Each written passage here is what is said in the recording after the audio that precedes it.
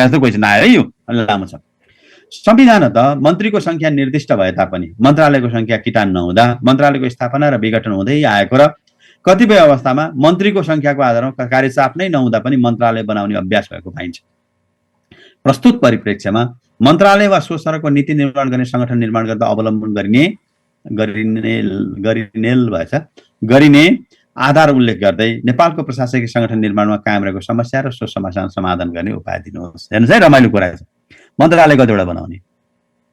मन्त्रालय बनाउने कुनै सिद्धान्त छ? मन्त्रालय बनाउने सिद्धान्त छ कि छैन त? है अर्जुनले हँसायो, कति लामो प्रश्न। कहिलेकाहीँ प्रश्न लामो बोल्नुपर्छ नि। ब्याकग्राउन्ड सेटिङ गरेको उपसचिव पनि त जान्दिने होला नि, सेक्सन अफिसर पास गरेको दिने होइन,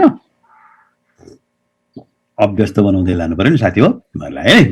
क्वेसन उपसचिवको क्वेसन आउँदा यसरी आउँछ माथि ब्याकग्राउन्ड लिएर है। मैले ब्याकग्राउन्ड मात्रै हेरेँ हो, अब यसलाई काटेर सानो बनाइदिए पनि हुन्छ। मन्त्रालय संख्या कतिवटा बनाउनु पर्छ होला भनेर संगठन यो हेर्नुहोस् त, मन्त्रालय सरको नीति निर्माण गर्ने संगठन निर्माण गर्दा अवलम्बन आधार उल्लेख गर्दै भनेर हो, यहाँदेखि यहाँसम्म काटे पनि भयो नि होइन, यति जति काट्दै पनि भयो त। हेर्नुहोस् त, त्यो काटेर लेखे पनि भयो, तर अलिकति ब्याकग्राउन्ड सेटिङ गरिदिए मात्रै तपाईँहरूलाई ल लेख्दाखेरिलाई त्यो बनाएर क्वेसन मात्रै पढ्दा पनि रमाइलो आओस् भनेर।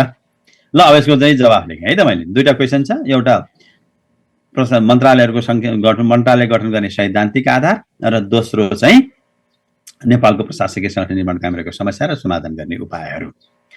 सार्वजनिक व्यवस्थापनको नेतृत्वदायी पदमा रही कार्य गर्ने संरचना नै मन्त्रालय हुन्। सार्वजनिक व्यवस्थापनको नेतृत्वदायी पदमा रहेर काम गर्ने संरचना हो। सचिवहरू बस्ने ठाउँ के हो त है, सचिवहरू गएर बस्ने चाहिँ के हो त भन्नुहुन्छ भने सचिवहरू बस्ने मन्त्रालय हो नि। सचिव भनेको प्रशासकीय नेतृत्वदायी पद हो, त्यसैले त्यो प्रशासकीय नेतृत्वदायी पदमा रही कार्य गर्ने संरचना मन्त्रालय हुन्, जसको नेतृत्व राजनीतिक नेतृत्वले गर्छ। नीति तथा योजना निर्माण, तिनको कार्यान्वयनको आधार तयार गर्ने र नीति एवं योजना कार्यान्वयनको अनुगमन गर्ने अधिकारयुक्त प्रशासकीय संगठन नै मन्त्रालय वा नीतिगत संयन्त्र हुन्। के गर्छ त्यसले? नीति तथा योजना निर्माण गर्छ, नीतिको कार्यान्वयनको आधार तयार गर्छ र नीति एवं योजना कार्यान्वयनको अनुगमन गर्ने अधिकारयुक्त प्रशासकीय संगठन हुन्। राज्यको कार्यकारी अधिकार प्रयोग गर्ने संयन्त्रले मन्त्रालय वा सो बराबरको नीतिगत संरचना निर्माण गर्ने अभ्यास रहेको छ। एक्जिक्युटिभले मन्त्रालयको संख्या निर्धारण गर्छ साथीहरू। एक्जिक्युटिभले त्यो राइट्स छ, मन्त्रालय यतिवटा उतिवटा भन्नुपर्छ भने संविधानले तोक्दैन, कानुनले पनि तोक्दैन। त्यो कसले तोक्छ भन्दा नेपाल सरकार कार्यविभाजन नियमावली, जुन नेपाल सरकारले निर्माण गर्छ। संविधानले पनि के भन्छ भन्दा कार्यविभाजन र कार्य सम्पादन नियमावली जारी गर्न सक्ने भनेर एक्जिक्युटिभलाई दिन्छ। नेपालको संविधानले शासन सञ्चालनको सामान्य सञ्चालन नियन्त्रण र निर्देशन गर्ने अधिकार मन्त्री परिषदमा रहन्छ। त्यो मन्त्री परिषदमा रहेको त्यो अधिकार अन्तर्गत रहेर कसरी काम गर्ने र कतिवटा मन्त्रालय बनाउने भन्ने कुराको निर्धारण गर्न पाउने अधिकार कसलाई छ भन्दा मन्त्री परिषदलाई छ। त्यसैले राज्यको कार्यकारी अधिकार प्रयोग गर्ने संयन्त्रले मन्त्रालय वा सो बराबरको नीतिगत संरचना निर्माण गर्ने अभ्यास राखेको हुन्छ। विशेषतः कार्यचाप, कार्यक्षेत्र, भूमिका एवं तत्कालीन र दीर्घकालीन दृष्टिकोणको आधारमा यस प्रकारको संरचना निर्माण गर्छ। कति हो वर्कलोड, कति हो, अनि त्यसपछि तपाईँको स्कोप कति हो, रोल कति हो र अहिलेको र दीर्घकालीन दृष्टिकोणको आधारमा गरेर मन्त्रालयहरूको संख्या के हुन्छ भने मन्त्रालयको संरचनाहरू निर्माण गर्ने गरिन्छ। नेपालको सार्वजनिक व्यवस्थापनमा संघीय तथा प्रादेशिक मन्त्रालयको संख्या र कार्यक्षेत्र निर्धारण गर्ने विषय अस्थिर हुँदै गएको छ। राजनीतिक अस्थिरतासँगै संयुक्त सरकार गठन गर्दा यस प्रकारको मन्त्रालयको संख्या बढाउने लहर नै चल्ने गरेको पाइन्छ। जुन जुन बेलामा संयुक्त सरकार बन्छ, एकल सरकार भन्दा, त्यो बेलामा के हुन्छ भने मन्त्रालयको संख्या खुबै बढ्छ।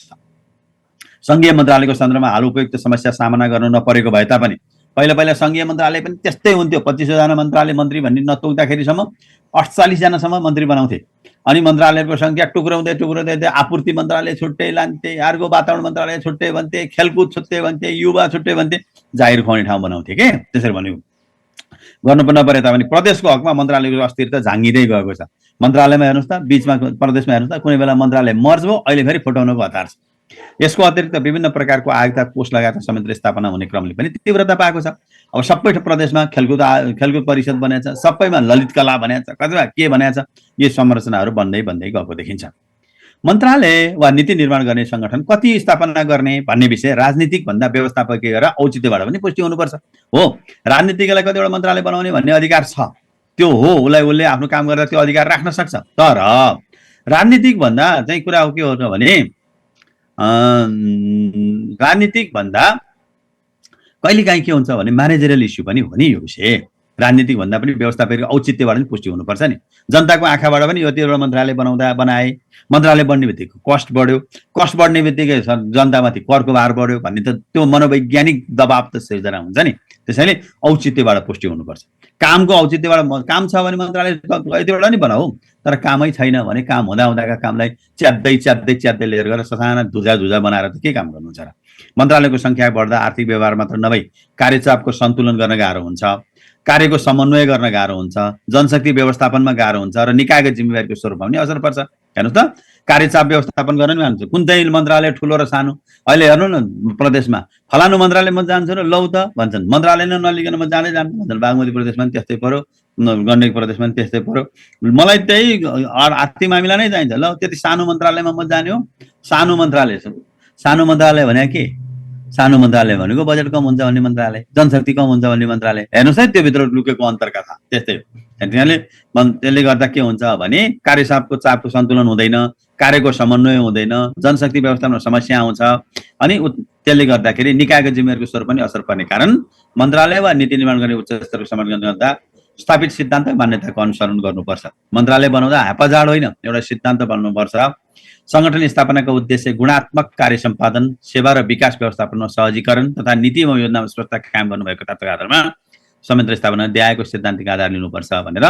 यसका नि 4वटा सिद्धान्त छन् नि, बडा रमाइलो छ साथीहरू। मन्त्रालय कसरी गठन गर्ने भन्ने कुरा।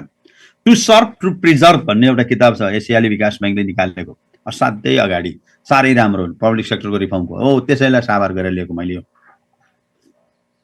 एउटा छ प्रिन्सिपल अफ नन ओभरल्यापिङ भन्छ क्या साथीहरू। मन्त्रालयको सङ्ख्या नखप्टने सिद्धान्त भन्छ, नन ओभरल्यापिङ भनेको। मन्त्रालयको सङ्ख्या र कार्यक्षेत्र निर्धारण गर्दा विभिन्न इकाइको बिचमा सरकारले सम्पादन गर्ने कार्य दोहोरो नपर्ने गरी एउटा मन्त्रालय बनाउनुपर्छ।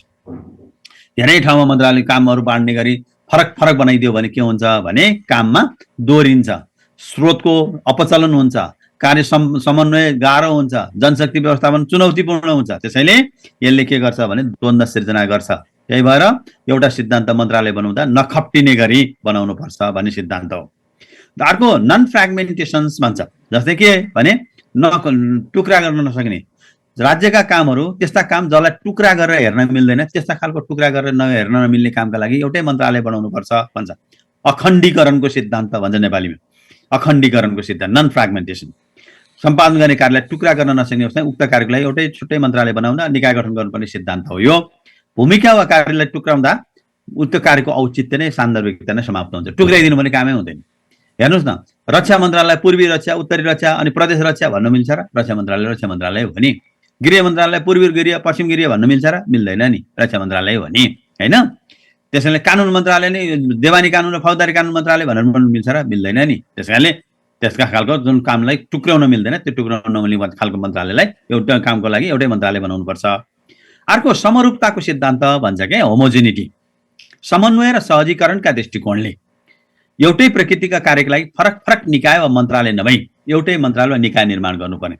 एउटा अन्तर सम्बन्धित कामहरू गर्नु पर्यो भने, अन्तर सम्बन्धित कामका लागि छुट्टै निकाय गठन गरिदियो भने के हुन्छ भने त्यसले असहजता ल्याउँछ। त्यसैले अन्तर सम्बन्धित कामहरू के गर्नुपर्छ, एउटै मन्त्रालयमा ल्याउनुपर्छ भन्ने दृष्टिकोण हो। पहिला बडा रमाइलो थियो, सङ्घीय सरकारमा भौतिक पूर्वाधार तथा निर्माण मन्त्रालय भन्ने थियो, जस अन्तर्गत हेर्नु त शहरी विकास मन्त्रालय, सडक विभाग, शहरी विकास विभाग, सडक विभाग, खानेपानी विभाग, यो 3टै विभाग थिए। त्यसले के गर्थ्यो भन्नुहुन्छ भने पूर्वाधार निर्माणसँग इन्टिग्रेटेड एप्रोच अवलम्बन गरेको थियो, होइन? पछि यसलाई विभिन्न खानेपानी छुट्टै मन्त्रालय भयो, शहरी विकास छुट्टै मन्त्रालय, भौतिक पूर्वाधार छुट्टै मन्त्रालय भयो। जसले गर्दा के भयो त भने काममा समन्वय अहिले पनि हेर्नुहोस् त, एउटाले खानेपानीको बाटो खन्छ, अर्कोले पिच गर्छ, यिनीहरूको बिचको सन्तुलनै भएन नि। कार्यको प्राविधिक पक्ष, लक्षित वर्ग वा समुदाय तथा कार्य सम्पादन गर्ने जनशक्तिको संरचना वा स्वरूपको आधारमा एकै मन्त्रालय स्थापना गर्नुपर्छ भन्ने सिद्धान्त हो यो। शहरी विकास मन्त्रालय अन्तर्गतको क्रियाकलाप गर्न छुट्टै निकाय वा मन्त्रालय स्थापना गर्नुभन्दा एउटै निकाय वा मन्त्रालय स्थापना गर्ने। अहिले शहरी विकास मन्त्रालय भनेर भनेको छौँ नि, शहरी विकासका विभिन्न एक्टिभिटीले एउटै ठाउँमा गएर के गरिएको छ भने मर्ज गरिएको छ नि। त्यस्तो खालकोलाई के भन्छ भने समरूपताको सिद्धान्त भन्छ है, सिद्धान्त भनेको प्रिन्सिपललाई। ल, अर्को principle of span of control, नियन्त्रणको दायराको सिद्धान्त भन्छ के। एउटा नियन्त्रणको दायराको सिद्धान्तले के भन्छ भने मन्त्रालयहरू बनाउँदा ठुलो र सानो भन्ने नबनाउँ, कतिजना एउटाको कति स्ट्यान्डर्ड, एउटामा सचिव, कतिजना सहसचिव, कतिजना उपसचिव, कतिजना सेक्सन सचिव, एउटा स्ट्यान्डर्ड भनौँ। त्यो स्ट्यान्डर्डको आधारमा चाहिँ के गरौँ भने मन्त्रालय बनाऊ, जसले गर्दा जनशक्ति व्यवस्थापनलाई पनि सजिलो हुन्छ, स्रोत व्यवस्थापनलाई सजिलो हुन्छ, कार्यचाप व्यवस्थापनलाई पनि सजिलो हुन्छ भन्ने दृष्टिकोण राख्छ। सङ्गठन निर्माण गर्दा कार्य, जनशक्ति, लक्षित वर्ग एवं स्रोत र साधनको उपलब्धताको आधारमा निर्धारण गरेको अनुपातका आधारमा आदर्श अनुपात निर्धारण गरी सोही आधारमा मन्त्रालय स्थापना गर्नुपर्छ भन्ने सिद्धान्त हो। यो स्प्यान अफ कन्ट्रोल हो। एकजनाले कतिजना नियन्त्रण गर्ने भने जस्तो गरी, एकजना सचिव, दुईजना सहसचिव, तीनजना कति, पाँचजना उपसचिव भने जस्तो गरी एउटा स्ट्यान्डर्ड बनाउने, त्यसको आधारमा मन्त्रालय बनाउनुपर्छ भन्ने सिद्धान्त हो। तर यो सिद्धान्त चाहिँ साथीहरू कार्यको गहनता, सरकारको प्राथमिकता एवं लक्षित वर्गको स्वरूप लगायतका अन्य विभिन्न कारणले मन्त्रालय गठनमा प्रभाव पार्ने भएकोले यस प्रकार सिद्धान्तलाई पूर्ण रूपमा प्रयोग गर्न व्यावहारिक हुँदैन। यो सिद्धान्त चाहिँ सबैलाई बराबर त हुँदैन नि, वान साइज फिट्स अल त हुँदैन नि। गृह मन्त्रालयमा र खेलकुद मन्त्रालयको भूमिका एउटै होला र अनि एउटै खालको साइज बनाउने भनेर भन्दा चाहिँ अलि त्यति इफेक्टिभ चाहिँ हुँदैन। तर बराबर कार्यचाप बाँड्ने खालको संरचनाहरूमा चाहिँ यो के हुन्छ अरे, यो चाहिँ मन्त्रालयहरू टुक्राउने अधिकार सरकारसँग हुन्छ अर्जुन। नेपाल सरकार कार्यविभाजन नियमावली भन्ने छ, त्यो कार्यविभाजन नियमावलीले के गर्छ भने टुक्राउन पाउँछ। ल अब मन्त्रालयको संख्या वा संरचना निर्धारणका लागि निर्दिष्ट गरेको उपयुक्त सैद्धान्तिक आधारमा अतिरिक्त सम्बन्धित देशको शासन पद्धति, संवैधानिकता, कानुनी प्रबन्ध, सरकारको आर्थिक सबलता र सक्षमता एवं जनसङ्ख्याको स्वरूप संरचना दृष्टिकोण पनि यस प्रकारको संरचना निर्धारण गर्छ। प्रशासकीय संरचना भनेको चाहिँ खालि टेक्निकल कुरा मात्रै होइन, अरू पक्षले पनि के गर्छ भने असर पार्छ भनेर पहिलो खण्ड लेख्ने। अब दोस्रो खण्ड प्रशासनिक सङ्घ स्थापना कायम रहेका चुनौतीहरू के छन् त भनेर हेर्दा नेपालमा स्थापना भएका अधिकांश प्रशासनिक सङ्घको स्थापनाको आधार गुलिकले उल्लेख गरेको सिद्धान्तहरूकै परिप्रेक्ष्यमा रहेको छ। 4 P'लाई नै प्रयोग गरिएको छ। त्यहाँदेखि प्रभावकारिता तिनको कार्यशीलताको आधारमा विश्लेषण गर्दा प्रशासनिक सङ्गठन निर्माणको केही चुनौतीहरू छन्। जस्तै उद्देश्यलाई भन्दा व्यक्ति विशेषलाई महत्त्व दिई सङ्गठन स्थापना गर्ने प्रवृत्ति छ। यो पिपुल प्रिन्सिपल भन्दा पनि कुनै लक्षित व्यक्ति, डियरर र नियररको प्रमोसनका लागि, उसका लागि फाइदाका लागि सङ्गठन निर्माण गर्ने प्रवृत्तिहरू बढेर गएको छ। कसका लागि क्रिएट गर्ने सङ्गठन, फलानाका लागि भन्ने छ। कतिवटा सचिव बनाउनका लागि सचिवहरूको दरबन्दी क्रिएट गरेर कसलाई भन्ने छ। त्यस्ता खालको संरचना छ उद्देश्यहरू भन्दा। प्रशासनको सुधार र स्थायित्वको नाममा निरन्तर भने सङ्गठन संरचना परिवर्तन गर्ने कार्य छ। प्रशासन सुधार गर्ने भनेको कि सङ्गठन चलाइदिइहाल्ने, सङ्गठनलाई भत्काइदिइहाल्ने, सङ्गठन बिगारिदिइहाल्ने चलन छ। कार्य र उद्देश्यमा दोहोरोपन हुने गरी सङ्गठन बनाएको छन्। एउटै काम गर्नलाई 2-3 संरचनाहरू छन्। हेर्नु न, अब स्थानीय पूर्वाधार विकासले स्थानीय डोली भन्ने छ, त्यसले सानो पूर्वाधारको कुरा गर्छ, अनि त्योभन्दा कति माथिले गर्ने भन्छ। एउटै खालको कामका लागि पनि के छ भने दोहोरो संरचनाहरू छन्। राजनीतिक व्यक्तिको लहरमा सङ्गठन संरचना परिवर्तन गर्ने प्रवृत्ति छ। पोलिटिकल मास्टरहरूको इन्ट्रेस्टको आधारमा सङ्गठन संरचना परिवर्तन गरिदिने व्यवस्था छ।